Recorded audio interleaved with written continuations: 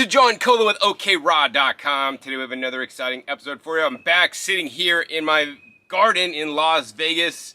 Everything has been growing amazing since I was gone for about 10 days in Puerto Rico. I'm so glad to be back because when I'm in Puerto Rico, I just feel like my diet suffers, honestly. I mean, there's just less variety of foods for me to eat.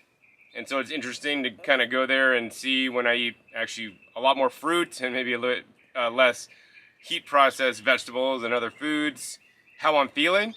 But I could say that I'm so glad to be back and actually harvesting things from my garden and including them in my meals, such as the okra. I harvested a bunch of okra. A lot of it I ate raw, but some of it I ate cooked. And actually that is the discussion topic of this episode. I'm going to respond to some of the comments from the last video that Kailash and I did where we talked about, heat processing or cooking food. And now that we both eat, heat processed food, he eats definitely a lot less than I do these days. He's basically still all raw except if his kid or his wife feeds him something, or maybe if he's running out of food or something one day. And so all the opinions and answers in this video are my own. They do not reflect Kailash, because there are lots of comments under the video, so I want to respond and make sure that I am fully understood and heard, and people are not just putting words into my mouth. And also I just want to respond to some of the comments that I maybe don't agree with as much. All right, so let's get into this. First comment is from Tree Lady 5560. There is no universe where literally killing the life in your food before eating it is healthier than a fully raw diet. The energy that you receive from what you eat does not lie. But yeah, if you can handle being fully raw, be high raw. Eating potato is better than eating an animal product. But yeah, there's no way that having cooked food with a raw diet is healthier than a completely raw diet. All right, Tree Lady, so thank you for sharing that comment. And, honestly, I used to believe how you believed, way back when I first got into raw, because that is literally, in my personal opinion, the dogma that is drilled into you that you gotta eat all raw, and it's a life force, and it's all these things that's beneficial about the raw foods, and that you're gonna be the healthiest. And what I would say is this: before I started actually reading the published scientific literature, before there were microbiome tests, I could maybe agree with that because I didn't know any better. Nowadays, I look up lots of published studies, and hey, some raw vegans don't believe in published studies. I think it's all paid off and that it's all a hoax and all these things. And I could agree with that too. I would like to believe that, published studies are legitimate, especially when they do population sampling of people that have lived a long life. For example, in science, they say a Mediterranean diet is one of the healthiest. And I still wish that they were able to follow long-term raw vegans and have a study about them where they, check out 10,000 raw vegans to see how long they live compared to somebody getting on a Mediterranean diet or somebody on a processed vegan diet or even based on a whole food vegan diet. I mean, that's the other thing too. Just because it's raw doesn't mean it's healthy.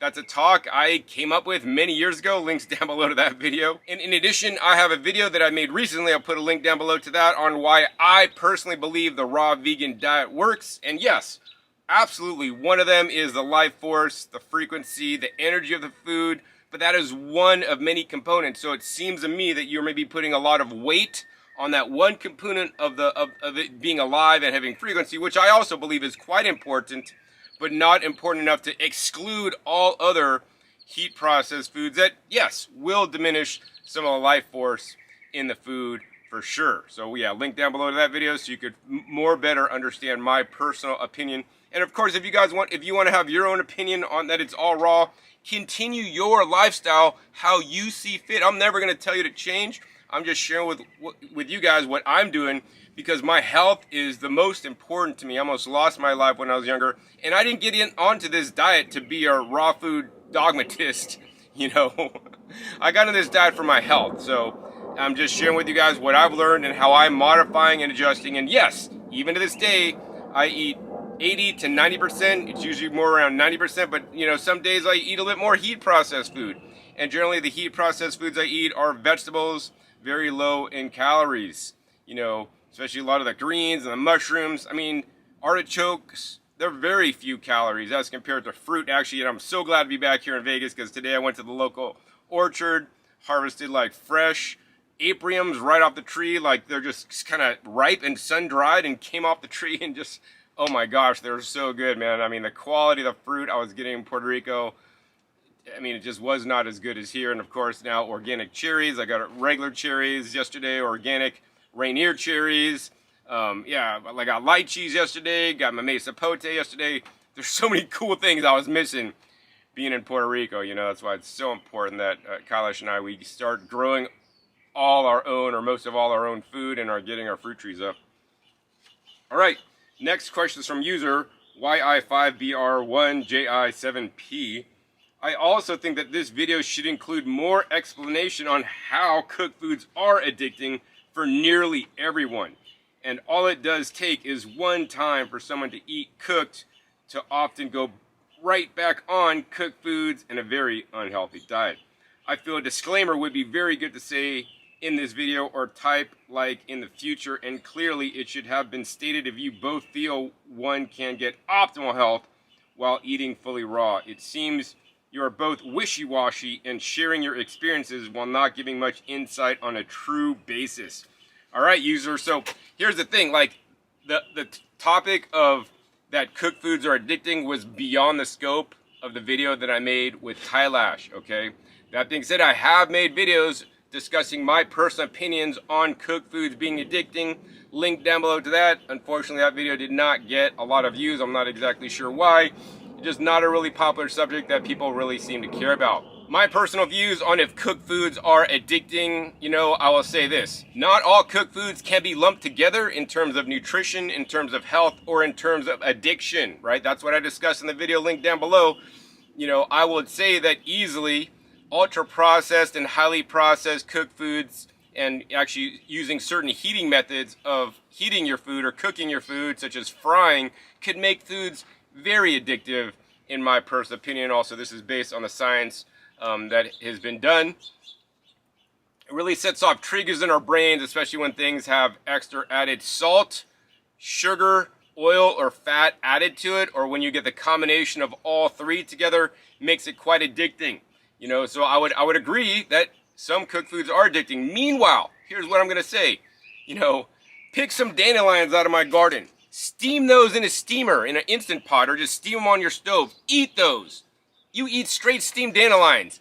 You tell me that after you eat steamed dandelions, I gotta have more steamed dandelions. Like, honestly, I would tell you personally that steamed dandelion greens or radicchio greens or other hardcore bitter greens, man, they still don't taste good, and it doesn't make me want to go out and eat McDonald's, right? Maybe that's because I'm like really hardcore and I've already worked through all my food eating addictions, and maybe some people out there have not worked through their addictions. I've been very regimented for 29 years now on my raw vegan diet. Maybe the first year or two, you know, slipped up a little bit, but I'm like pretty solid on. And I'm not going to say I'm like everybody. I'm probably the exception to the rule. Also, Kailash is also very pragmatic and disciplined. I mean, especially him doing his yoga practice and all his spirituality stuff every single day, which I definitely could not do like he does.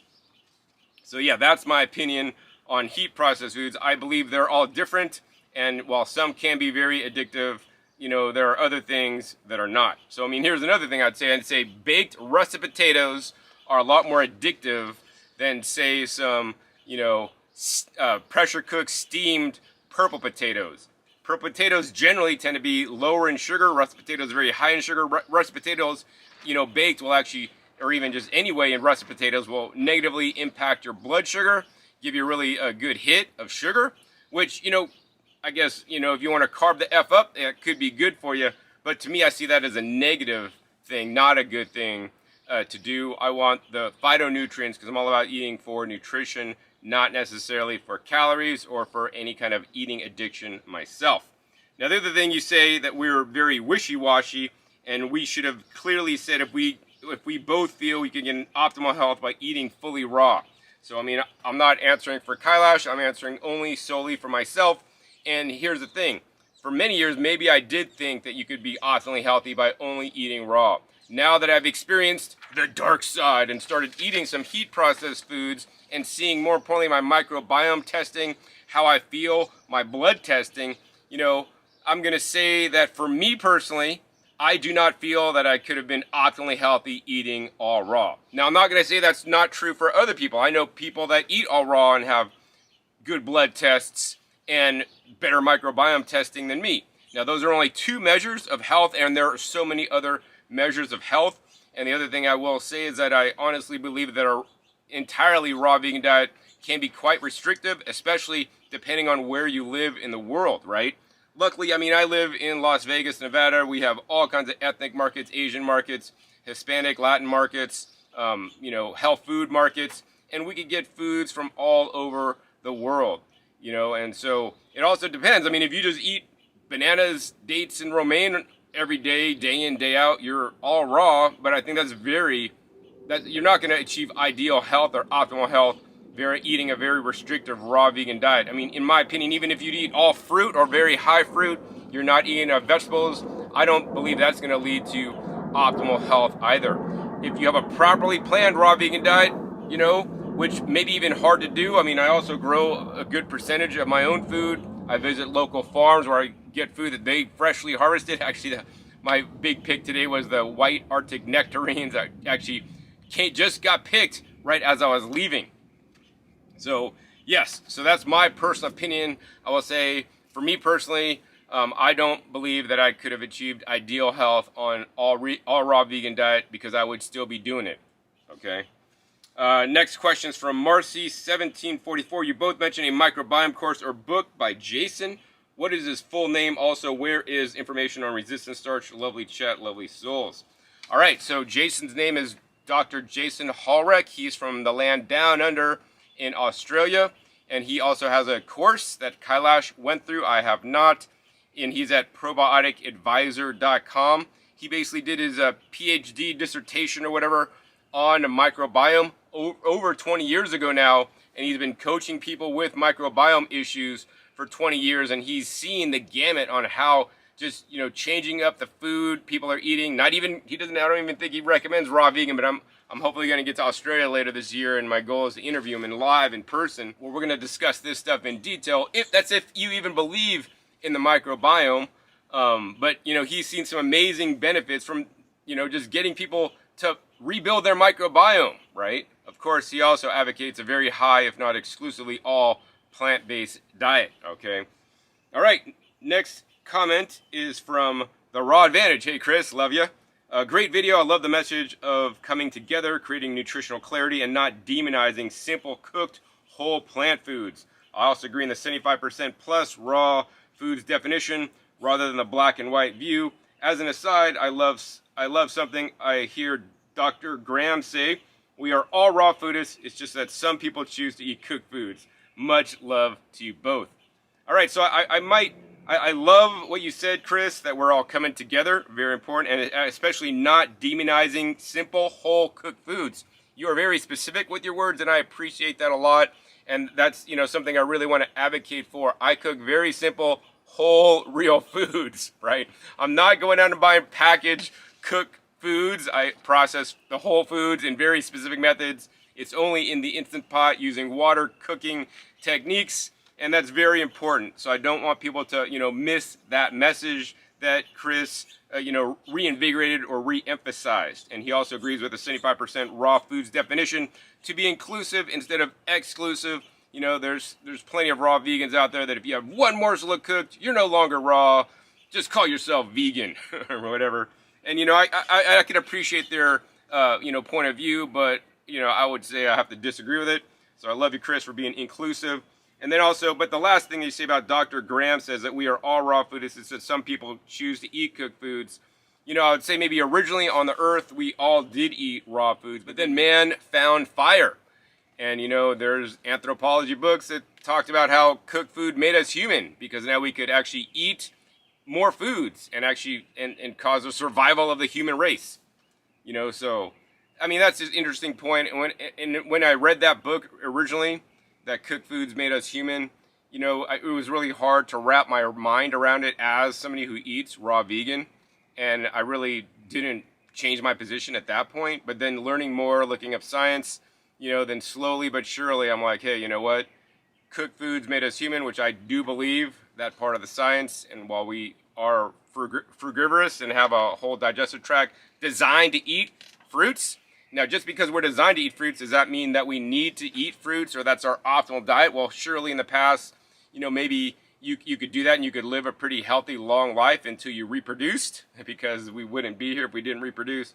But, for me, it's a lot more than just eating what we did in historically, like paleo diet. Paleo people think that everybody ate meat when we were hunters and we weren't even gatherers and all this stuff. And, honestly, I think that, and which I'll talk about a little bit, ancient humans ate whatever they could get their hands on because there was no grocery stores.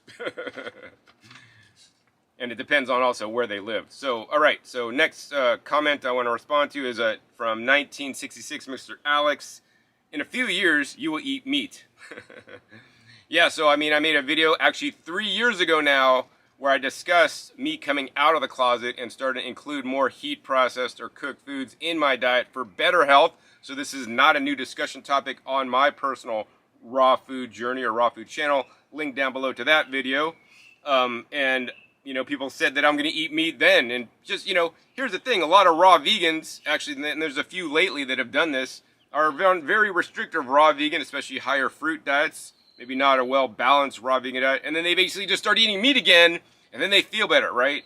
Like, I fully know that including meat in my diet would not be a good thing for me personally. I'm not going to say it's not good for you because clearly the published science says that we should eat, majority plants, have a whole food plant-based diet. If you want to add in some meat, I'm not going to tell you no, because the science says that if you add in 5% of your calories optimally, but no greater than 10% of your calories optimally, and otherwise eat a whole food plant-based diet, you could probably be maybe potentially healthier or as healthy as somebody that ate all plants, especially if their all plant diet is not properly or appropriately planned for different kind of trace minerals, more importantly phytochemicals and other nutrients that are essential.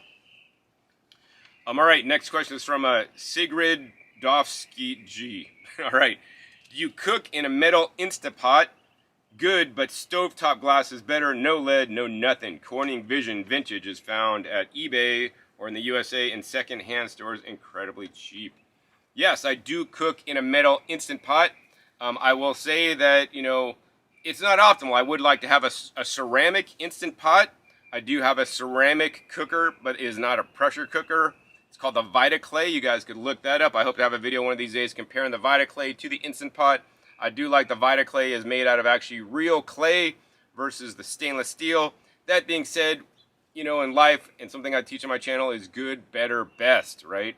My stove is still disconnected because I am a raw vegan in my definition, which is 75% or more. And, I don't bake. So, especially, I don't want to hook up my stove. I don't want to start baking. Because also if you start cooking things on the stove, you could dry cook things on the stove, right? I'm not about cooking dry stuff on the stove. Don't advocate that.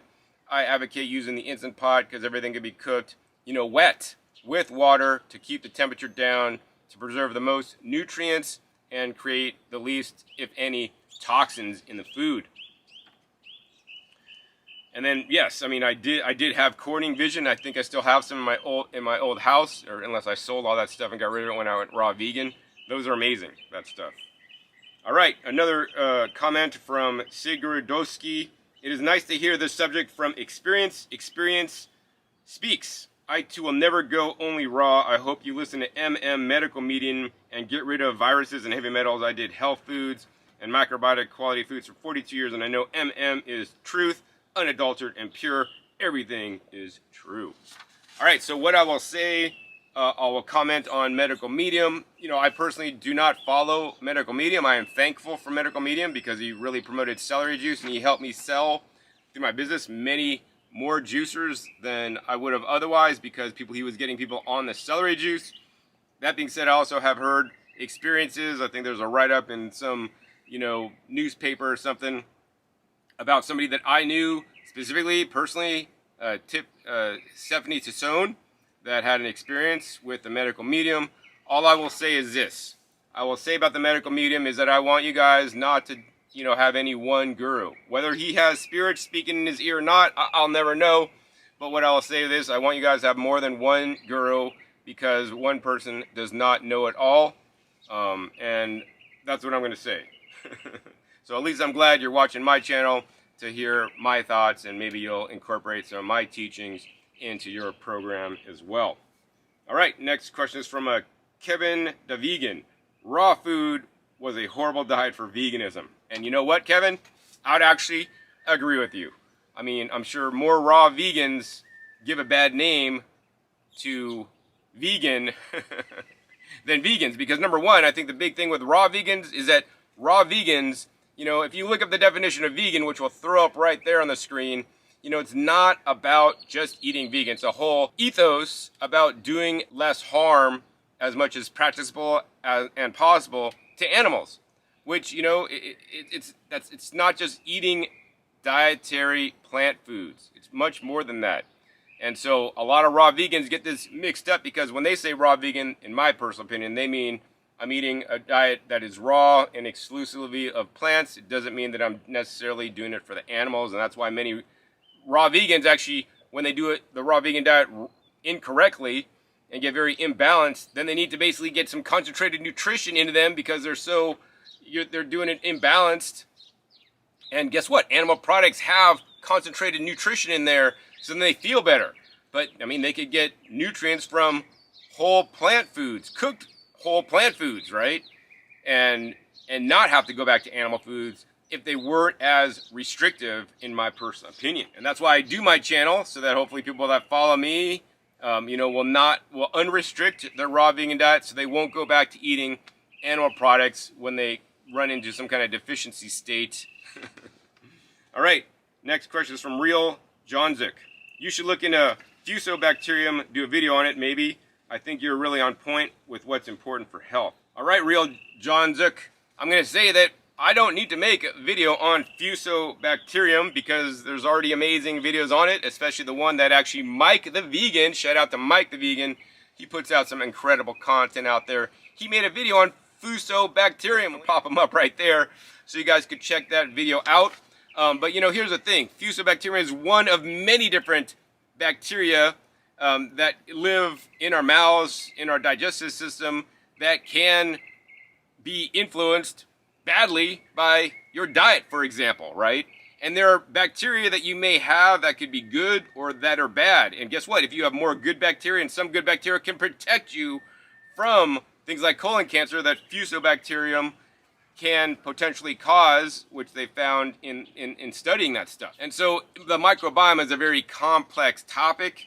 I will not say that I know it all, but what I will say is that we definitely want diversity in our microbiome, because the diversity in your microbiome will create a more resilient ecosystem when there are bad actors or bad bacteria or pathnobiont bacteria that could switch and go. They could be good or they could be bad depending on their numbers, if they're kept in check, and also, more importantly, what other microbes you have within you.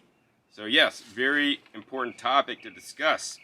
Next question is from Tracy Reese 1449. What issues were fruit giving you? So later in my raw foods career, I will say that my triglycerides and cholesterol were significantly higher than what it should be for somebody who ate a vegan diet, right? That may have been because of the saturated fat I had in very small, minute quantities, but I personally believe it was the fruit. Eating too much fruit for my body personally did this, and I have heard from other raw vegans that have higher triglycerides, and I believe that is because of the fruit. And specifically, if we want to go deeper into this, I believe that in your microbiome, right, some people have the microbes in their microbiome to better or not as good digest fruit, break down the fruit sugars so that it does not affect your blood sugar. For example, Akkermansia. There's a company called Pendulum Therapeutics that makes the, glucose control probiotic, where they have a host of different probiotics that can actually, make your blood sugar go down or not rise as much if you have those bacteria within you, which they have done published studies on. So, that's why it's very important to me to get my microbiome right. Hey, maybe if I get my microbiome right, I get a hand of more fruits and fruit sugar. So besides the triglyceride thing going on, I started to have my A1C started creeping up a little bit over time. In addition, sometimes when I'd have a nice big fruit meal, mono meal, I'd get a little bit tired and it would take me out, right? And that's like that's telling me and my body that it's definitely not working for me. Hey, I love the taste of fruit, but you know what? It just wasn't working out for my body specifically, and I would, encourage you not to just believe the dogma that, hey, yeah, we're all fruitarians, we should only eat fruit.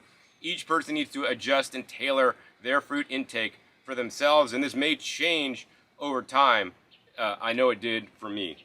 All right, next question is from Tamara Dugnan 8016. What's your feeling on steamed greens in the microwave? So, here's the thing. My microwave is also disconnected in my house. As a raw vegan, I do not encourage you to cook food in the microwave. I personally, definitely no expert on it, but I'm weary of microwave cooking food. That's all I'm going to say about that, really, because we could go really deep into this. That could be a whole nother episode. I'm not a fan of microwaving your food. That being said, I teach good, better, best. Hey, what's better, microwave greens or McDonald's? Microwave greens is way better than McDonald's. Microwave greens or a vegan cookie? Microwave greens still healthier than a vegan cookie. What's healthier, microwave greens or some raw organic strawberries? Strawberries are healthier than, steamed microwave greens. What's better? Greens that are steamed on a stove or an Instant Pot or microwave greens? Well, depends what you consider better. There's some published studies that show microwaving can keep select nutrients such as certain polyphenols or flavonoids and release those to a greater extent because it may be breaking open cell walls more effectively. So if you're just looking at the one isolated component, then yes, microwaving can be good, but I personally feel that there are negative aspects of potentially eating microwave foods because, that, in my opinion, is definitely a man-made invention. I would probably eat microwave greens, which I wouldn't eat, over basically baking greens, and drying them out at 500 degrees Fahrenheit. Once again, do what you can. If the microwave greens are the only way you're going to eat your greens, then do it. But I would encourage you guys to invest in a steamer, invest in an Instant Pot, or just, cook on your stove.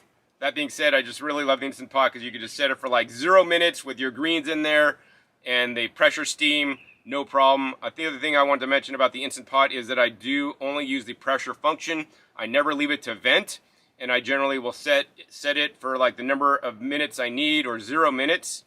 And so I did a mixed veggies last night with mushrooms, and when it's mushrooms I want to make sure it cooks a little bit longer, so I put it in for 5 minutes. I also did some of the okra. So a lot of the okra I ate raw 2 days ago because it was so tender, but then once it gets more fibrous, if I cook it in Instant Pot, it makes it more edible. For me, if you do want to eat your okra raw, when it does get more fibrous, you can juice it in a horizontal juicer.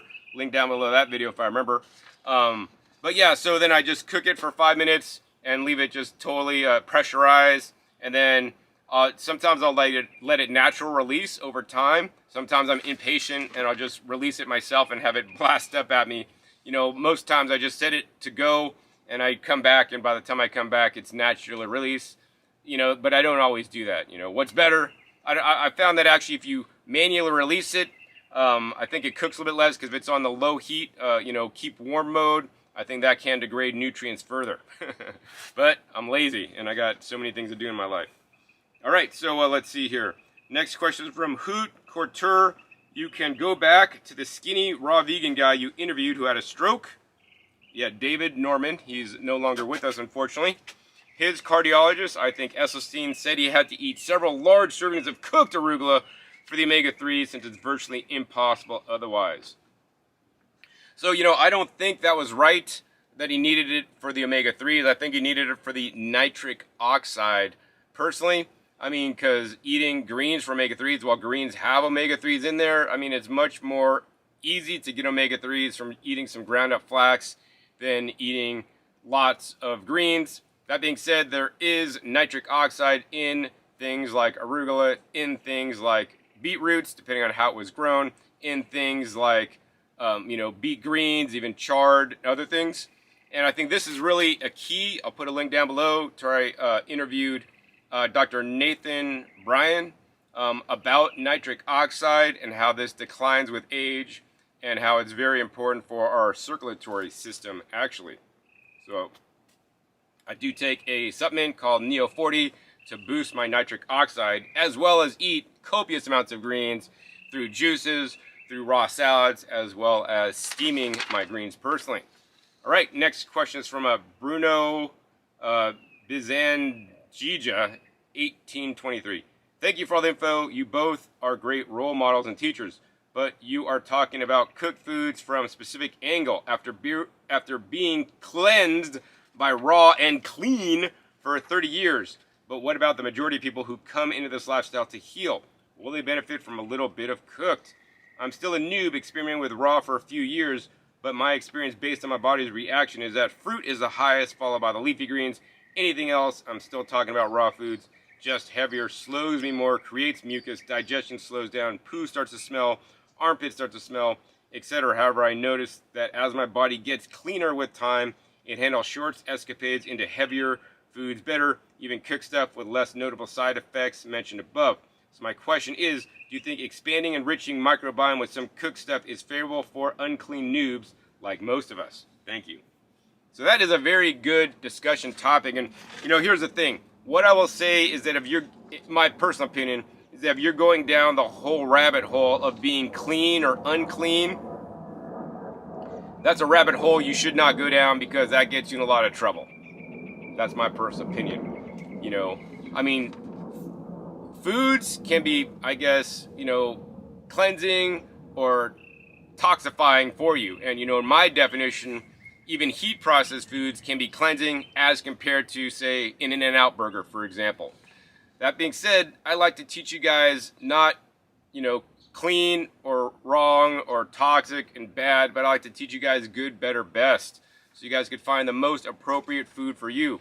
And here's the thing, I know also you may have been influenced by your teachings. Some of the teachers out there that teach about this whole clean diet lifestyle, that fruit's the best, then herbs, and then greens, and all this kind of stuff, and that, if our body smells, that's a sign of toxins. And,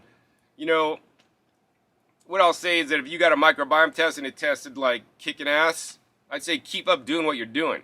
If it's not where you would like it to be, then I would say maybe you need to investigate and see, because I personally believe that having a strong microbiome and good results in your test, including high diversity and definitely good foundational or keystone species, is quite important to your health if you're doing this for your health. If you're just doing it to stay raw and be different, keep doing what you're doing, right? I'm doing this specifically for my health.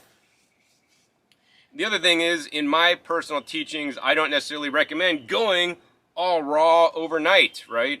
I think that can be very bad and not good, especially for your psyche. Maybe some people need to do that if they're, healing from certain situations.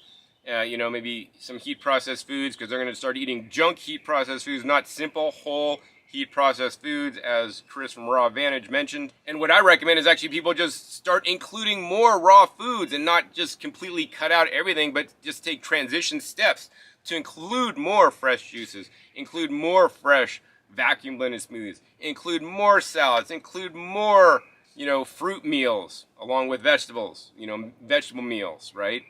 And not just go cold turkey that can cause people to basically live up to an expectation or a standard that they can't keep up with, because we live in the modern world, and unless you're isolating yourself, there are social events and there are things where it's going to be almost next to impossible to stay all raw unless you're entirely committed and have a very strong reason, like I did when I got into it. I equated eating some heat processed foods with, losing my life, right? And so that really was a carrot and the stick to keep me raw all these years. So, that's what I'm going to say. I believe that get a microbiome test so that you know where you're at, and then you can experiment yourself with some heat processed foods to see if that builds your microbiome, and of course a diversity of heat processed foods. What I will also say is that, when you eat heat processed foods, you open up whole new food categories, like starchy vegetables, right? Like beans that just can't be eaten raw. Even, grains, you get even larger, greater quantities more easily. You soak them and sprout them, and not all grains can be soaked and sprouted and eaten raw. So that's what I'll tell you.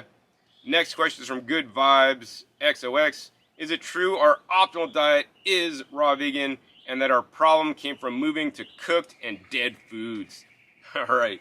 So, I personally would not say that. I know there are raw vegan teachers out there that do say that. And, I'm not going to say that they're wrong, but I'll say that my belief is that our optimal diet, may or may not be raw vegan, right? Depends on what raw vegan diet you're eating. If you're eating an all fruit diet, I'm going to say that's definitely not optimal. If you have a properly planned raw vegan diet with different kinds of vegetables, leafy greens, sea vegetables, sprouted grains and legumes, right? Eating things like sunchokes and jicama and Jerusalem artichokes and yacon to get some inulin in you, and you have good practices otherwise, you could have a kick-ass microbiome. But, honestly, that's, in my opinion, the exception instead of the rule, because most people just eat raw vegan with, just eating whatever they could get that's raw, whatever they like, and repeating again, and eating a very low diversity of foods, in my personal opinion. All right, next question is from Yigi HSK. What about raw dairy? What's your opinion on that? So my opinion on raw dairy is that, yes, it's probably better than pasteurized dairy that can cause a lot of problems unless the raw dairy has some kind of E. coli or some bacteria that is then not pasteurized and killed from the heat processing. I will say that I'm not a fan of consuming any kind of dairy products. I think humans are the only species on Earth that will eat or drink another species' milk. Also, the milk from other animals has foreign proteins not designed for humans. Honestly, I think the optimal milk for us is actually human milk, and I personally believe and wish they would sell human milk in stores in place of the cow's milk, right? That's what I'm going to tell you guys personally, and I do take a HMO or human milk oleosaccharide supplement, which is basically the prebiotics in human milk that actually feed our microbiome. All right, next question from Dig Boggy. Cooked starches are just too affordable and convenient and effective and can provide all the healing as well as including plenty of raw fruits. All right, Dig, so I'm going to have to disagree with you on that one. While I do eat some heat processed starches, especially purple sweet potatoes are my favorite, purple potatoes, which I actually just got a whole bunch at Whole Foods, I do not personally believe that they could provide all the healing myself. I believe that they are a health food and can be a health food depending on how they're heat processed. I personally do not believe in baking potatoes or frying potatoes or other starchy foods or French fries. I'm not a big fan, or don't eat any kind of starchy pastas. I only advocate eating whole, simple, plant-based foods that are minimally heat processed in the Instant Pot. For example, yesterday I cooked up in the Instant Pot some jaspberry purple rice, which is some of the highest antioxidant rice in the entire world. Link down below to that video if I remember. So while I do heat process some of my starches, heat processed starches and other heat processed and cooked foods make up a small 10 to 20% of my diet. I think in most cases it's probably about 10% of my diet. That being said, the overwhelmingly majority of my diet is still raw fruits and vegetables. I believe those have much more beneficial properties than just starchy, vegetables or other starch foods, because especially when there's no differentiation of the food that is a starchy vegetable. You could eat a russet potato, and honestly, if you believe a russet potato has the same health benefits as a purple potato, you're high. That's what I'm going to tell you, because the anthocyanins in the purple potatoes clearly has lots of research behind it and how they're really health promoting. So I really select my foods for specific reasons and eat them for very specific reasons. All right. Up next comment is from Nancy Gatto 6571. Very sad to see these two men looking so frail. Hopefully they'll add a little meat soon. So, Kailash will probably never add meat into his diet as a lifelong vegetarian, never eating meat, and he went vegan at 15 and raw vegan at 18. That being said, I don't believe I'll be eating meat anytime soon either. All my blood tests are looking good. My microbiome test is improving and getting to where I want to be. And plus, for me personally, I just couldn't stomach eating or killing another animal. And so if you guys want to eat meat, what I encourage you guys to do is raise your own animals as pets and then slit their throats, harvest them as you would, so you actually went through the whole process. I think it's bullshit that people can just go down to the store and buy a little package of meat that looks so pretty with all the blood removed, right? And then cook it up. They are really not connected to their food. They're disconnected to their food. They're disconnected with really the horror of harvesting animals. And yeah, yes, I respect people that I go to and they have homestead farms and they're, raising their animals and slaughtering them or killing them or harvesting them, if you want to say it that way. I respect them. I personally just could not do that. And that's the only way I'm going to eat meat, is if I did it myself. And I'm just not going to do that, because I don't have the heart to kill another animal, knowing that it is not essentially required, in my personal opinion. All right, next question is from Vermont Pure Herbs. Where do you purchase the microbiome test? So in the US, I would recommend Ombre Labs. You could get it through Amazon. Link down below to my Amazon shop where you guys could buy it there. Amazon will share with me a small commission when you do. And you could buy it. You send in your poop sample, and then they will process it. You want to definitely link down below to my video where I show how I did my test, and you could download the data from Ombre, and then you want to upload it to a website called Biome Site. That's in the UK, and if you guys live in the UK and Europe, you might want to get your microbiome test from Biome Site, because they analyze the microbiome data much better than the standard Ombre Labs does. All right, next question is from Laura SDs 9304. I totally agree. High mineral content trumps the philosophy of 80-10-10 that basically smashes bananas and lettuce exclusively. Did you get into coconuts, I wonder? Has anyone tried the medical medium diet? I've been a high raw vegan for 37 years. I've done 100% raw lots of times for up to 9 months with no cheating, and I 100% agree that I feel much healthier eating a high greens diet with some cooked purple potatoes than I do eating a lot of dried fruits and nuts and dehydrated foods. I definitely do not believe in dumping oil of any kind on my food. Whole avocados and whole olives and whole coconut is way different than oil alone. For some reason, cold pressed olive oil may be an exception. Dr. Gundry has been pumping the benefits of olive oil. What is your stance on high quality olive oil to use it on salads or on any of your heat processed foods? All right, Laura, so I'm glad, that for your comment, especially about that you got into eating, you feel better on a raw greens diet with some purple sweet potatoes, and that's great. And you're a really smart cookie there, because you're eating the purple potatoes. You didn't just say russet potatoes, right? The specific food choices you make, in my personal opinion, can make all the difference in the world. If you're eating russets, that's going to negatively affect your blood sugar. Meanwhile, if you eat purple potatoes, that's going to positively affect your blood sugar, because it actually makes it go the other direction. So yeah, you're a smart cookie there. Now, I do want to clarify some things.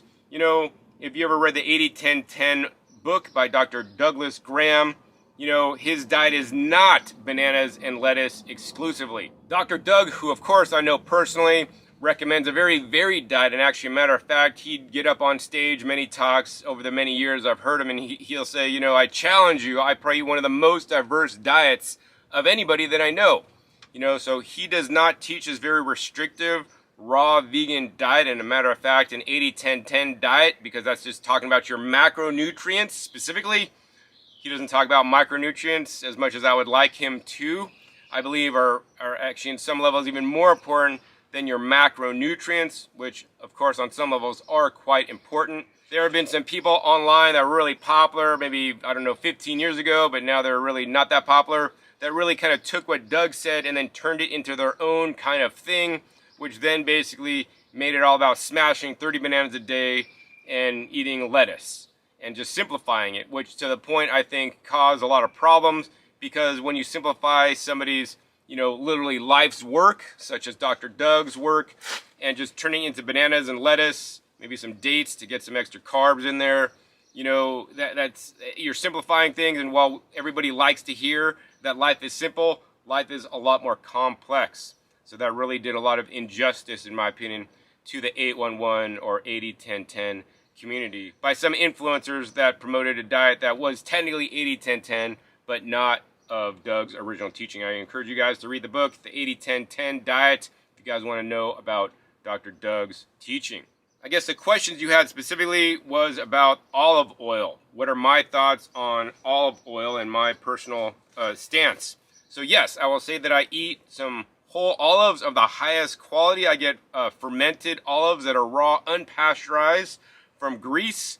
It's called Big Picture Foods. I have them linked down below if I remember to the video where I met them at the trade show and I talked to them at length. I was probably at the booth for like an hour just drilling them on all the questions, making sure they're raw, making sure they're absolutely fermented, and it's a fermented food versus a pasteurized food. They now have a bottled product, which is actually lightly pasteurized, which I also have had.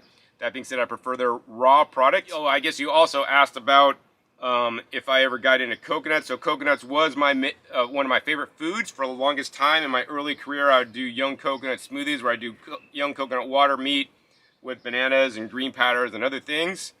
I've really cut back on my coconuts, the meat specifically, because I found the saturated fat my body, once again, like the fruits, was not handling as well. I also don't do coconut oil or coconut shreds unless it's in some rare raw dessert that I may eat on rare occasion if I'm at a restaurant or something.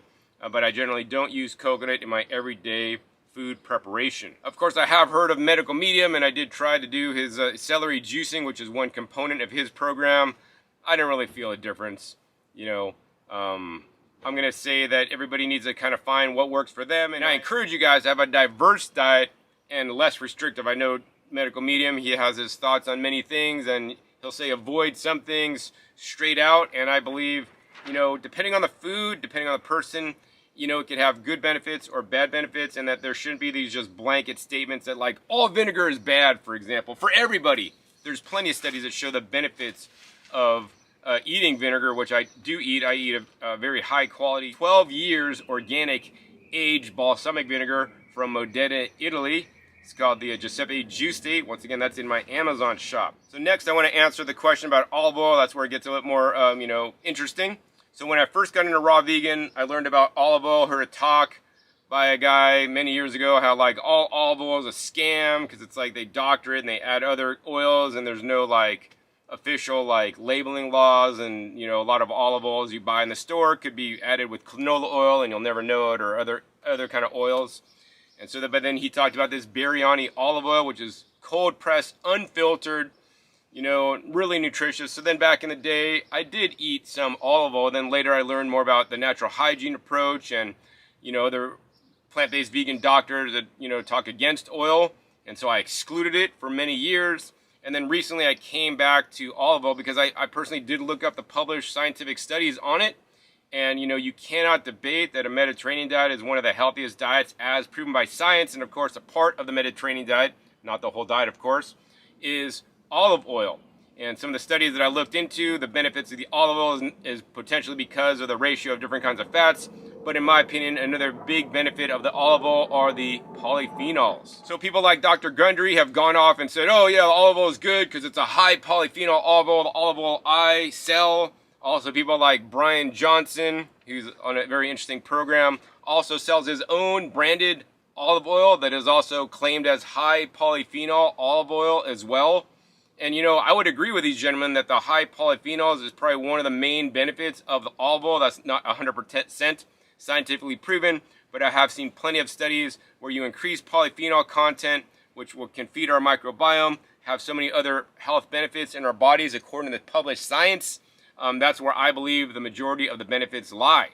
That being said, I'm not just going to say, oh yeah, all olive oil is great. Just go out and buy the stuff at Costco that's organic. You're going to be great. No, I'm not even going to tell you guys to go out and buy the Dr. Gundry high polyphenol olive oil, and I'm not even going to tell you to buy the Brian Johnson high polyphenol olive oil either, right? To me, that's low polyphenol olive oil, right? Yeah, I said it. They claim it high, I claim it low, and of course, I've also gone and seen the biryani olive oil company, the same guy that used to sell at the farmer's market, 20 years ago. He's still at the farmer's market selling, and I asked him, hey, what's your polyphenol content? Right, he's like, oh, we have a high one, it's this, and we have a, right now it's this, depending on when they harvest it. Also depending if it's a blend of olives or if it's a monovarietal, where it was grown, the weather of the conditions of that year and all these other things.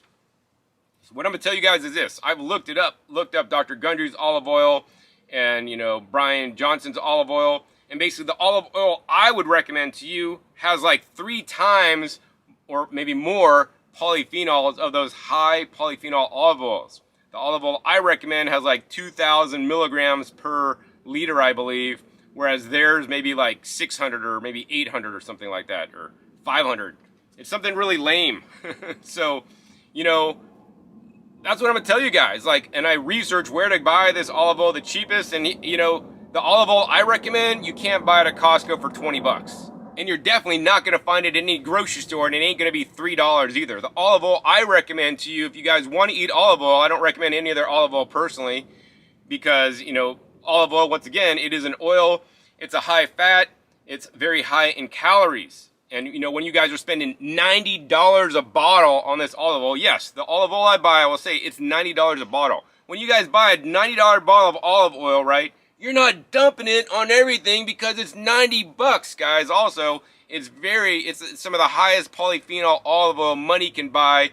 I think I could get up to like 2,700, but then for the 2,700 olive oil, it goes up to like way more money than $90. It's like, we're up at like $250 a bottle. So I'm like, hey man, 2,000 is a good price to polyphenol ratio, but if I go higher, yes, I could spend more money and get another bottle, and I'll probably be using that even less, which is probably, you know, you want to have a good balance of like not saving this olive oil forever, and then you'll never get the benefits of the polyphenols. And of course, I also eat olives for their polyphenols, and also let's not forget that olive oil does contain polyphenols, but it might be better just to go harvest some olive leaves and make olive leaf tea, make olive leaf tea extracts. I haven't looked into that. Olive leaves also very high in polyphenols, also other things probably like tannins that may or may not be problematic, so you have to look into that. So yes, I believe that a high quality of olive oil can make your life better. So actually, on the heat processed meal I made last night, I took a whole container of organic saffron I bought at Costco. It was 16 bucks. Like, I'm not going to tell you guys I have the most economical raw vegan or, you know, heat processed diet, because I eat what I think is going to make me healthier. And so it was like, I don't know, whatever, 1 ounce of saffron. It was $15.99 at Costco. I dumped the whole thing in this big bowl that made like, let's see, 4.5, 5, maybe like 6 quarts of all kinds of different steamed vegetables, some from my garden, including the purple rice and green lentils, mushrooms, different kinds of squashes, and all kinds of stuff in there. So I used some of that olive oil, you know, drizzled it on top, not a whole bunch, put a whole bunch of actually balsamic 12-year aged vinegar, and then also put in all that saffron. Also put in some like tomato sauce stuff that I put on that was previously heat processed in a jar. And I put on some like dried onion and garlic, and some high potassium salt substitute, and some pepper, and some actually curry powder and some date powder. Mixed it all together. That stuff was so good. So yes, I do use olive oil in rare instances. Generally, if I'm making a raw salad, I don't generally use olive oil. I'll default to my raw vegan salad dressings, where I basically blend nuts and fruits. So like, you could blend orange juice or just whole oranges or tangerines with some macadamia nuts or cashews, which technically aren't raw, unless you're getting the real raw ones from the raw food world, Matt Monarch, because he's the only guy that I know sells them still. All right, so I think we're getting down to a few more questions. Next question is from Wunderbread. For macros, it's true that some foods unlock more by cooking, but the micros is all where the real fun is, and the entire world of biology activity is snuffed out in the process of cooking or processing in any way, really. But a diet should always be and means to an end, in my opinion. Different people have different goals. There's no truly one size fits all, and it's good as long as we're not unduly harming the biosphere and its inhabitants. Raw diets really fascinate me, though, for these 3 mysterious elements now only beginning to be explored: biophotons, structured water, electric potential, possibly just an indicator. All right, so you make some excellent points, Wunderbread. I wish there was more people like you on the planet, because this is the way I think too. So while I will say that some foods unlock more by cooking, depending on the specific nutrient you're looking at, right? There are consequences of doing that. And, you know, I will say the same thing. There are consequences of keeping your food raw and blending it in a traditional blender, where you're oxidizing the heck out of it, lowering the oxygen-sensitive nutrients, increasing things like polyphenol oxidase that'll now then decrease your flavothiols, as proven by science, that they've done. You know, so like, I don't know that there's any one specific method of preparing your food, whether it's dehydration, freeze drying, steaming, pressure cooking, or you know, eating things raw. Every different way you process a food can unlock different elements of that food. So based on the research, based on what I've read, based on what I know, and especially selling equipment, I will say that there's no one specific way of processing every different food to make it always the best. And so that's why I will say that we should be processing our food in many different ways. Even the same food, you take the same sweet potato, you know, pressure cook it and you eat it, right? That's going to affect your microbiome differently than if you eat that sweet potato raw, which technically could be eaten raw, right? It's going to probably negatively impact your microbiome based on animal studies, and I'm not a big fan of animal studies, but I'm glad we can learn from this to see what happens in animals that likely or unlikely may happen inside us. So yeah, that's a very important part of it. And I'm going to say that, you know, I don't know that the entire world of biologic activity is snuffed out. You know, I've also seen topics where they discuss actually the microbiome of fruits and vegetables and the different bacteria on fruits and vegetables and the microbiome of the fruits and vegetables, and even heat processing at certain high temperatures above 118 keeps some of the different microbiology alive on that fruit or vegetable, which is totally eye-opening to me, because as a raw vegan, you're taught that, hey, after 118, all the enzymes are gone. And you know, enzyme degradation is a function of time and temperature, right? And the specific, you know, bacteria or microbe or enzyme it's happening to. So, you know, we that's the thing. We cannot simplify things, and people just want simple, especially in this age of TikTok and YouTube shorts and Instagram shorts, reels or whatever they're doing, where it's all everything in a minute, right? And that's why I think society and culture is doomed for failure, because everybody wants a short, quick answer, and there's a lot of nuance and complexity in the world, especially in science, all right? So yes, and I do agree that a diet is not a means to an end, and that there's no one size fits all, and that different people have different goals. So if you identify with my goals, which is to have the healthiest lifestyle, to prevent getting any kind of illness in the future, to have a long, healthy lifespan, but also more importantly, health span, you know, then that's good you're following me, because this is what I'm all about. I don't have goals of like running marathons, which there's people out there doing. You might want to follow them if you're on that. But you know, what I will say is this, like, I believe by optimizing your microbiome, optimizing your health, you know, you will perform better in all aspects of life. And then the other thing, you talk about raw diets, and specifically biophotons or prana chi, which also I will say that the science does not really get into.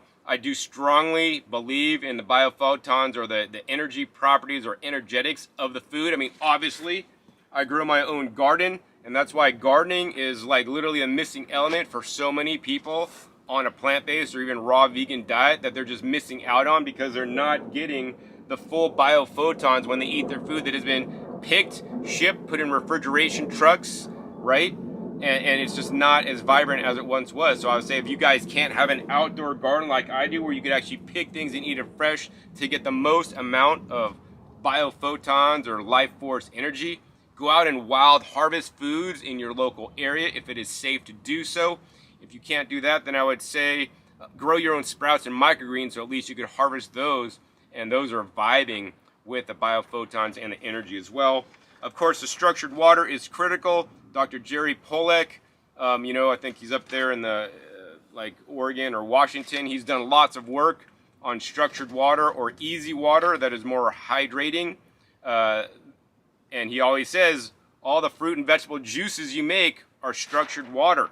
This is something so important that many people have not even looked into or realized. That's why I drink, for my main source of hydration during the day is fresh vegetable and sometimes fruit juices. Just got back from my trip, so I basically made a watermelon with jicama with all my, mint flowers, which are actually high antioxidant.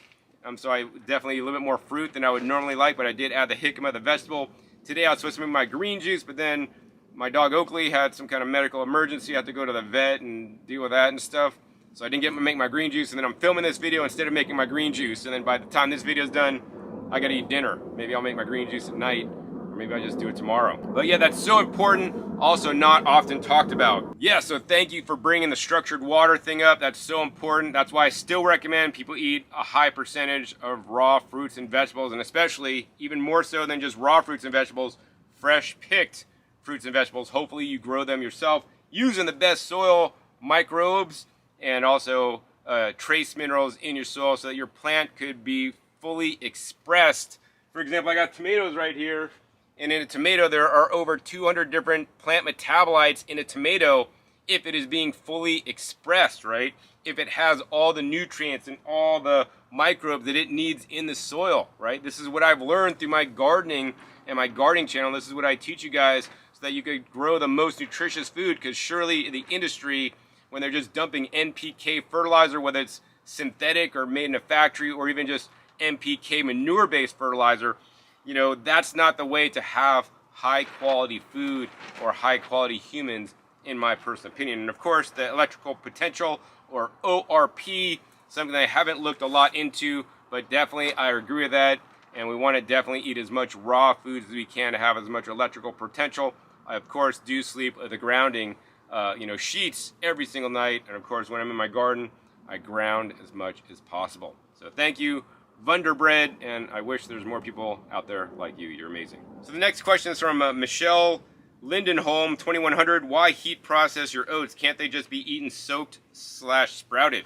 All right, so the oats I buy are the 1 degree oats. They're actually already pre-sprouted when I buy them.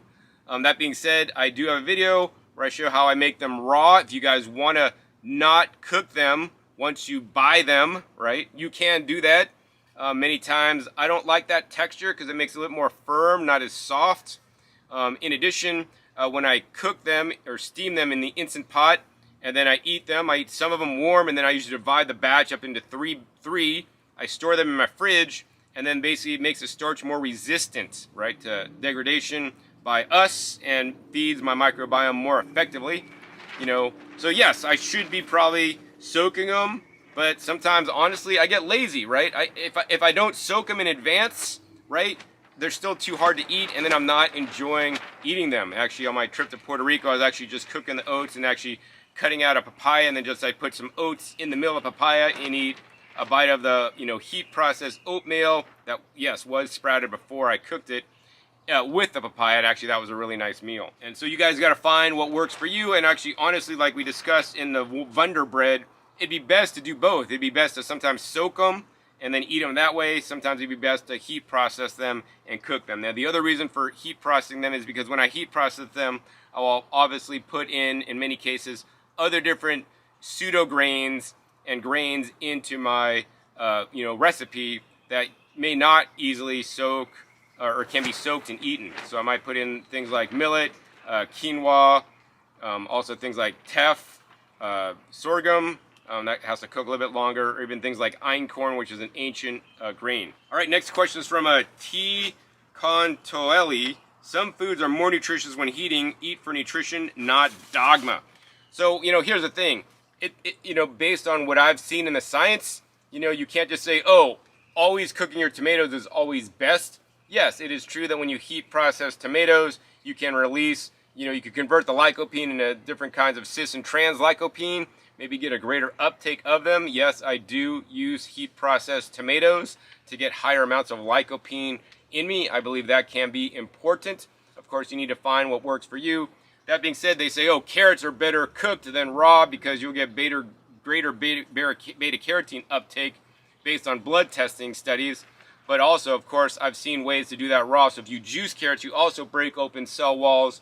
You'll also have higher levels of beta carotene in your blood than eating the carrots raw alone. So, once again, I want to discourage you guys from making nutrition really simple, because it really depends on what specific nutrient you're looking at, and in some cases that nutrient may be enhanced by cooking, in actually rare instance, but in most times than not, it may be degraded. But once again, I already have a video on this discussion topic where I go over different plant foods that have been heated versus raw, so you can see the nutritional differences or losses, or in some cases gains, depending on the specific nutrient you're looking at. Link down below to that video if cooked foods always has less nutrition, like some raw vegans would lead you to believe. All right, we're down to the last question today. This has been a long one. The mindful lifestyle. Next step, add animal products in your lifestyle. All right, so I don't believe that I'll be adding animal products into my lifestyle anytime soon. My diet is based around my personal experience Also what I've learned on my journey on the planet, as well as the science.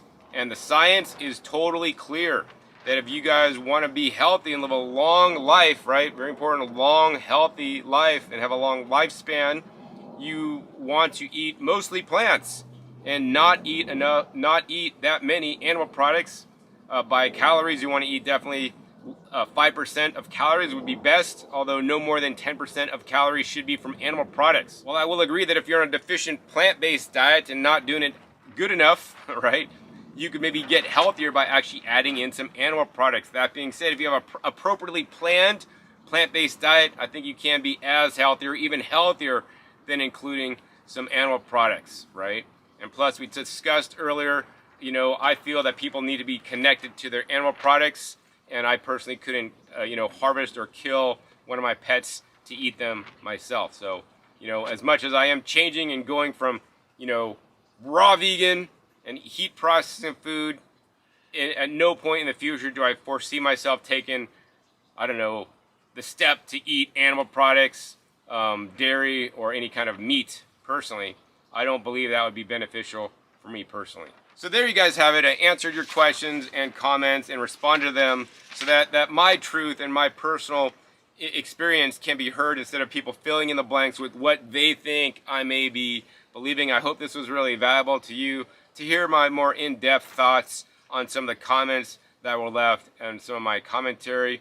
I make these videos to basically share what I've learned with others so that you don't have to go through the school of hard knocks like I've done. The other thing I will say is that I've observed many different raw vegans over the many years, all the ones that I've had to have the privilege and joy of sharing time with, especially some of the ones that are no longer on the planet because their time was cut short for one reason or another. And once again, all that input goes into my supercomputer brain, which is more powerful than an iPhone, as well as all the studies I read.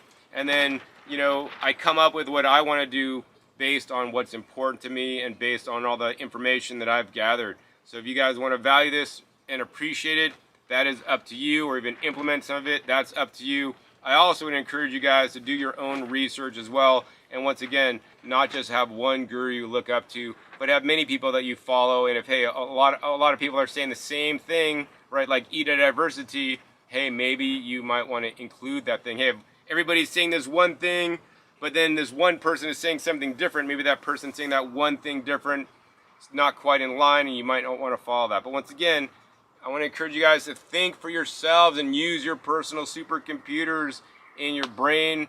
We're taught to follow, unfortunately, especially in our short-lived, TikTok society where we just want to consume 1 minute and then learn the secrets of the world in 1 minute, and that ain't gonna happen. So anyways, if you guys enjoyed this episode, please be sure to give this video a big thumbs up. More importantly, share this with other people in the raw foods or even plant-based community that you believe it could help when they learn my personal opinions on some of these more complex discussion topics. Also, be sure to click that subscribe button right down below. I wouldn't want you to miss out on any upcoming episode I'm coming out every 5 to 7 days. You never know what you'll be learning, what new knowledge bombs or interviews I'll be dropping on you to take your health to the next level. Also, make sure you click the little bell so you get notified as my videos come out. And finally, be sure to check out past episodes. Past episodes are wealth of knowledge. Over 700 episodes at this time on this channel dedicated to teach you guys all about eating more fresh fruits and vegetables and sharing my personal raw food journey with you. Links down below to some of the videos I've discussed, including the resistant starch video, including some of my more popular heat processed foods, where I go into further detail about if heat processed foods always lose nutrients or can actually have more nutrients, as well as some of the nuanced things that I've learned about cooked foods, that not all cooked foods are created equal, and that there are some ways of cooking that are quite destructive and ways that I would actually not recommend eating. So with that, my name is John Kohler with okraw.com. We'll see you next time. Until then, remember, keep eating your fresh fruits and vegetables. They're always the best.